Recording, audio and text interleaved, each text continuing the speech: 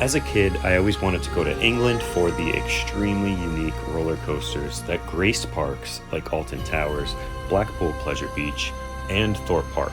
The country was a leader of original and record-breaking roller coasters that were always marketed better than any other country in the world. But then, over the past 10 years or so, the UK enthusiasts were plagued with a drought, where the coasters just weren't advancing in thrill or uniqueness like they once were in the 90s and thousands. It'd been 30 years since the last height record was broken in the country, and watching the height build over the internet for finally the next record breaker was incredible. The crowd gathered for the topping off of the ride, the first test runs, and the coverage was huge, and it was refreshing to see the enjoyment from the entire country on their massive new machine. This is Hyperia. Mack Rides would be building their tallest roller coaster ever. It would feature just 4 major elements, something that was deeply criticized before construction begun. Why build something so huge to have it end so quickly? But then the ride started taking shape, and the massive elements truly put all of us in awe. 1. The drop. It would hit a vertical 90 degrees and then spin out under itself. 2. The Immelman. It wouldn't be a standard inversion, but instead you'd end up upright at the top so that you'd lift out of your seat on the way down. 3. The Impossible Outerbank. How can a coaster bank outward for such a long time that it actually turns more than 180 degrees back in the opposite direction? It didn't seem possible, but with an inversion thrown in at the end, they made the forces work. And 4. The Stall Dive Loop combo. A moment of pure hang time that leaves you staring at the riders queuing below for what feels like an eternity. Unfortunately, that pretty much ended the ride. It comes with a quick set of brakes and then the final outer bank towards the brake run. Out of the station, an epic score moves you forward as you wave to onlookers queuing for the attraction, and then the high-speed lift takes you up a lot quicker than you expect. The first drop suddenly begins, and you're either floating out of your seat or completely ejected depending on where you're sitting in the train. The front row offers the awesome sensation of speed, while the back row, especially the back right, shows you the intensity of the ride as you whip around this extreme drop, and then positive G's follow, enough to make you just start to gray out a little bit. The first element, it's great in the front seat. You're pushed up into negative G's, and they hold on for the whole way down. The back seat starts the negative G's a little later, it pulls you through the hill. Both seats are fun, even the middle is a nice balance of high G's throughout the ride.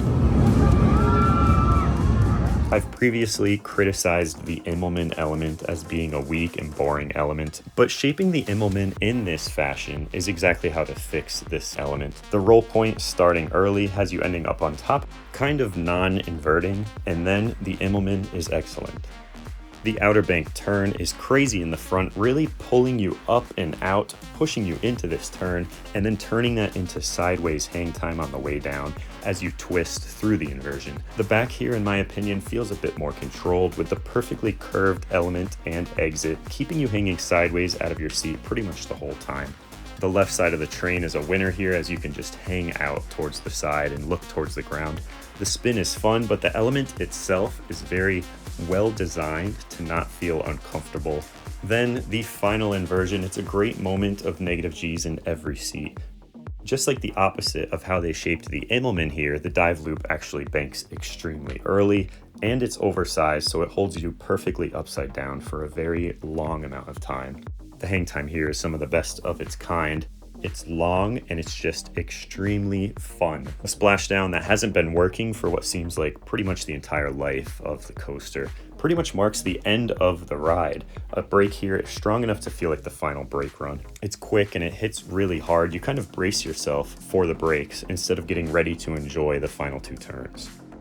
An outer bank is used to turn riders back towards the brakes, and then a hop into the actual final brake run. It completes the ride. It's a poor ending that really there's not too much to say about. So looking at some more technical aspects of this ride, if you were to look at the overhead layout of the coaster, it's a really nice design. The ride's main elements take up a nice sliver of land, and it looks impressive while walking up to the attraction as well. The ride here is quite smooth and the restraints and seats are very comfortable. You can still feel the shaking, especially on the high positive G valleys, the same shaking that plagues many Mack Rides coasters, but it's not taking away from the ride. I still call it a very smooth coaster. You get a really nice burst of adrenaline and it's so much fun, this ride. Something Mack Rides is really good at doing is just making their coasters pure fun. One of the things that I do notice with Mack, you usually can pick out the good parts, or you're maybe waiting for the good part to come. But I'm happy to say that all of these elements are just incredible. The mix of air time, sideways hang time, upside down hang time, and every person kind of has a preference on which element is their favorite during this ride. And that's a really good thing. The theming maybe not up to par for what is in England and what we've seen built previously in this country. But I will say, it is a joy to stand in the station and listen to the trains come and go. It's better theming than Six Flags, but it's not up to the quality that you come to expect from the parks in Europe. The ride really is just in a weed-filled field, and then past the soundtrack and the nice station, there's really nothing else. I like the gold and the white. I know that it's not a lot of people's cup of tea, but I do think that it looks good. Hyperia is unique. It's just too bad that it doesn't complete its world-class layout. Add a massive straight hill, some low and quick turns, and maybe a high-speed overbank. It could really finish off this coaster and have it be perfect.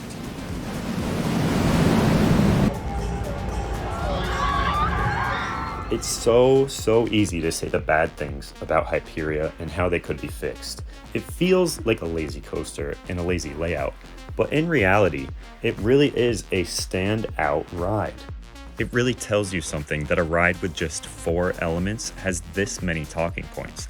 I mean, my review of Hyperia was just as long as my recent review for Voltron, and that's really saying something. These are the best examples of these elements that you can get on a ride. It's kind of unfortunate that many will focus on what could have made this ride the best in the world, and the thing is, it really could have been if they wanted it to be.